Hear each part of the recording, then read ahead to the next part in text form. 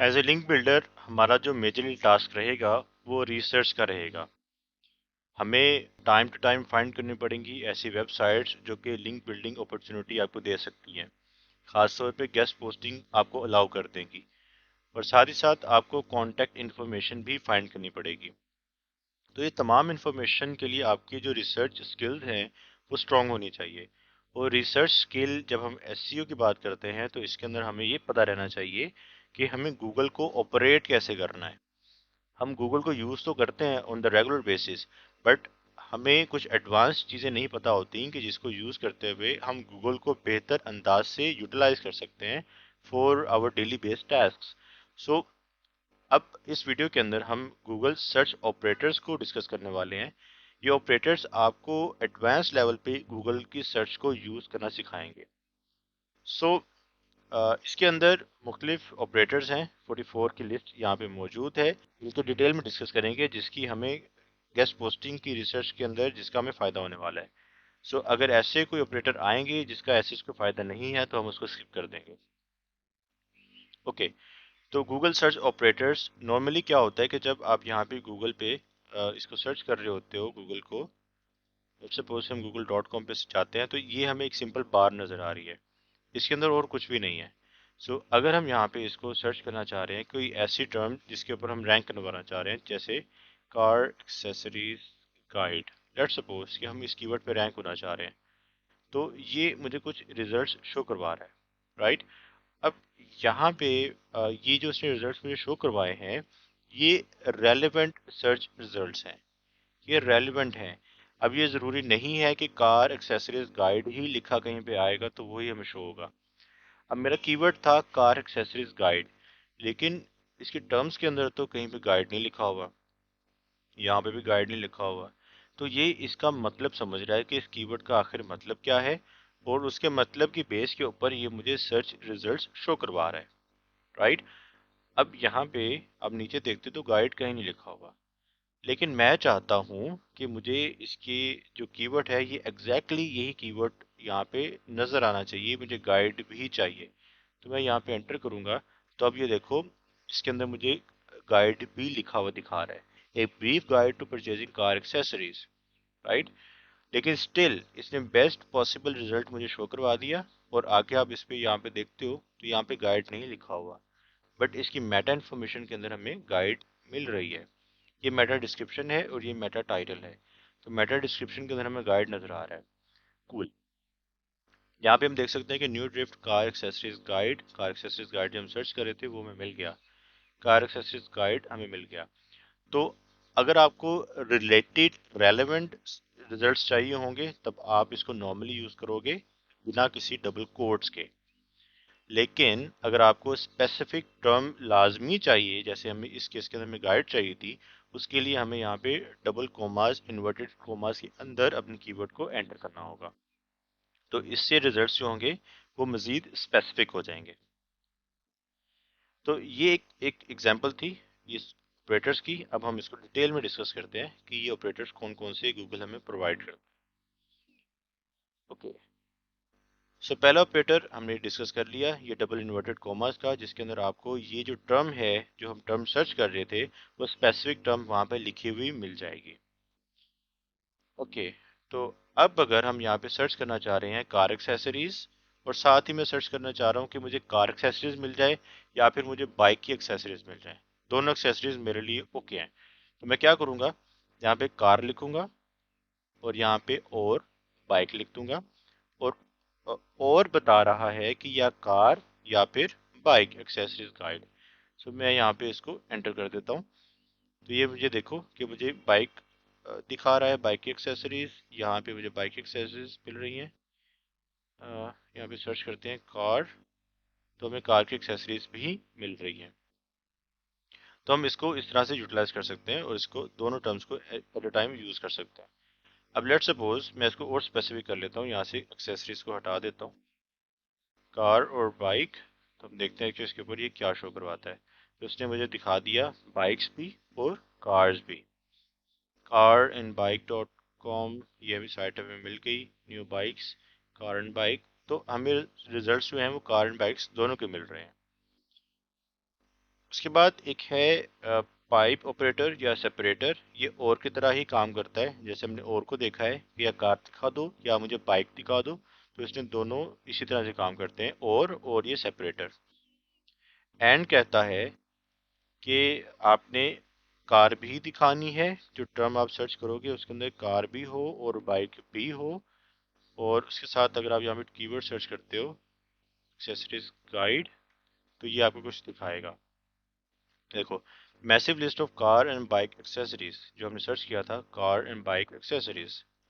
अब अगर हम इसको मज़ीद सर्च कर लेते हैं डबल इन्वर्टेड कोमास के साथ, तो इसके जो रिजल्ट्स होंगे वो मज़ीद बेहतर हो जाएंगे। अब ये देखो, ये कह रहा है मुझे ऐसा कोई गाइड नहीं मिला, कोई रिजल्ट नहीं मिला जो एग्जैक्टली यही हो। तो इसने आपको, गूगल ने बता दिया कि ऐसा कोई कीवर्ड एग्जिस्ट नहीं करता एग्जैक्टली जैसे ही लिखा गया हो। तो आपको अगर मज़ीद इसको बेहतर बनाना है तो आप सिंपली विदाउट कोट्स इसको यूज़ कर लो। उस पर मैं क्लिक कर दूंगा तो ये विदाउट कोट्स इसको एंटर कर देगा, और मेरे पास जो यहाँ पे रिजल्ट्स आएंगे विदाउट कोट्स के साथ बेहतर आ रहे हैं। ओके। उसके बाद अगर आपको कोई सर्च रिजल्ट्स के अंदर कोई चीज़ माइनस करनी है कि आपको ये हर गिज नहीं चाहिए, तो उसके लिए आप क्या करोगे, आप यहाँ पे माइनस का साइन डाल दो। तो अब देखो कि यहाँ पे आपको क्या बताता है। Okay, the ultimate list of after market bike accessories. Hmm search for results that don't mention a word और फ्रेज। ओके, तो लेट्स सपोज मैं यहाँ पे, हाँ ये मैं साथ एंटर करना भूल गया हूँ, यहाँ पे स्पेस नहीं आनी थी। अब ये देखो, ये सारे मुझे कार शो करवाएगा और बाइक्स मुझे कोई भी बाइक इसके अंदर नहीं शो करवाएगा। तो आपको जिस तरह से इसको यूज़ करना है कि अगर आपको स्पेसिफिक करना है कि मुझे कार चाहिए, बाइक हरगिज नहीं चाहिए, तब आप बाइक के साथ माइनस का साइन डाल दोगे विदाउट एनी स्पेस। तो आपको जो रिजल्ट्स मिलेंगे वो स्पेसिफिक मिलेंगे for the car accessories guide. Okay, तो हम बाकी को सर्च नहीं कर रहे, इस पे जो सबसे इम्पोर्टेंट है हमारे लिए वो है कैशे।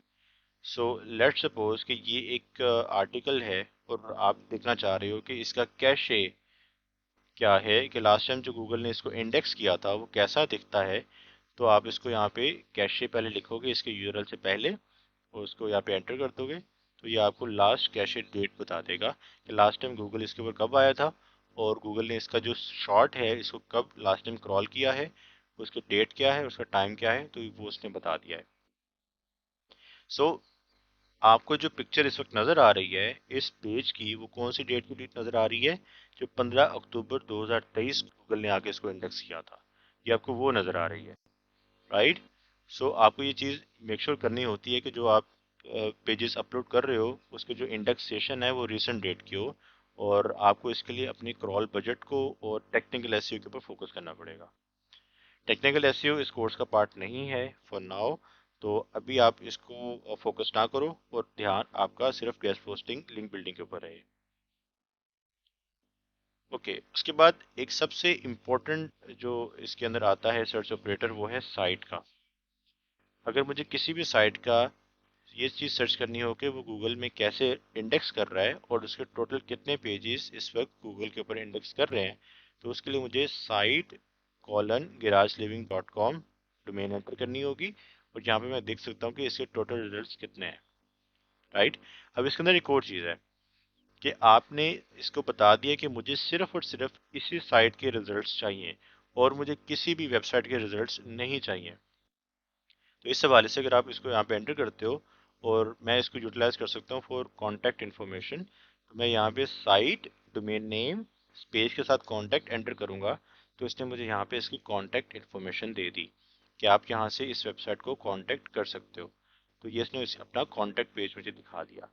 सो किसी भी एक स्पेसिफिक साइट के अगर आपने सर्च करना है कि सिर्फ आपको उसी साइट के रिजल्ट्स चाहिए, तब आपको साइट कॉलन डोमेन का नेम एंटर करना होगा और साथ में कॉन्टैक्ट इन्फॉर्मेशन एंटर करनी होगी। ओके, उसके बाद ये रिलेटेड आप इसे टेस्ट कर सकते हो, बट इसका ऐसा कोई इतना यूज़ केस मुझे नहीं मिले। बट मैं आपको दिखा देता हूँ, जैसे रिलेटेड बताता है कि आपके जो जितने रिजल्ट्स होंगे जो गूगल समझता है कि इसके रिलेटेड होने चाहिए, वो ये शो करवा देगा। जैसे माइक्रोसॉफ्ट, ठीक है, इससे रिलेटेड है। मैकन इससे रिलेटेड है। Okay, macobserver.com। ओके, तो ये एप्पल से रिलेटेड वेबसाइट्स जो होंगी वो हमें यहाँ पे नज़र आ जाएंगी।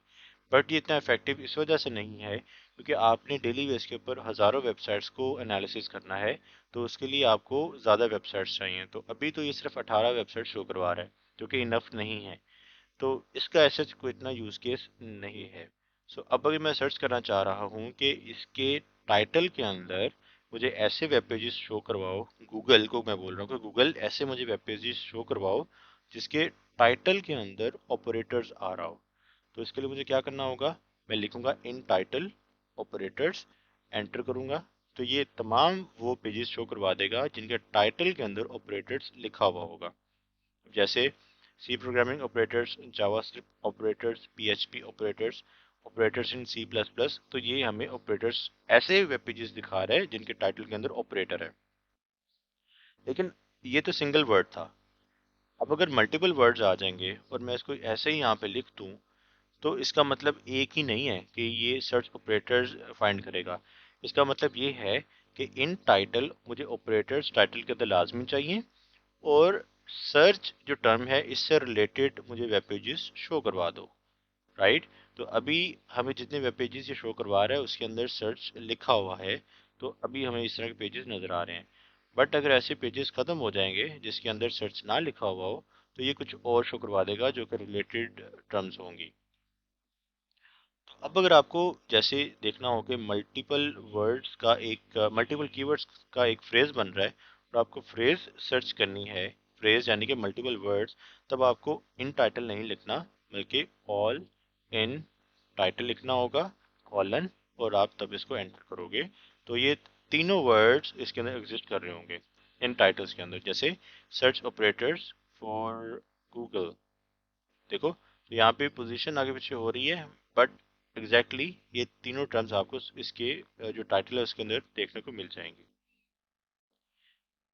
ओके, सो जिस तरह हमने ये टाइटल देखा है, इसी तरह से एक चीज़ होती है इन यूआरएल, कि आपको टाइटल में तो ठीक है मिल गया, बट आपको यूआरएल के अंदर भी कोई स्पेसिफिक टर्म चाहिए।